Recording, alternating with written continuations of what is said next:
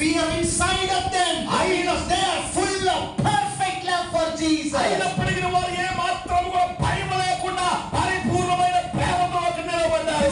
And let me ask you, children of God, దేవుని పిల్లలారా, రాత్రి మిమ్మల్ని అడగనివ్వండి. number one, are you standing near the cross of Jesus? మొదటి ప్రశ్న ఏంటంటే, మీరు యేసుక్రీస్తు శిలువ దగ్గర నిలబడుతున్నారా? Number two, how do you love Jesus? రెండవది, మీరు ఎంత యేసు ప్రభువుని ఎలా ప్రేమిస్తూ ఉన్నారు? Do you love him with a perfect love? మీరు నిజంగా యేసు ప్రభువుని పరిపూర్ణమైన ప్రేమతో ప్రేమిస్తున్నారా? We are in a situation where the religious atmosphere is becoming bad in Andhra Pradesh also.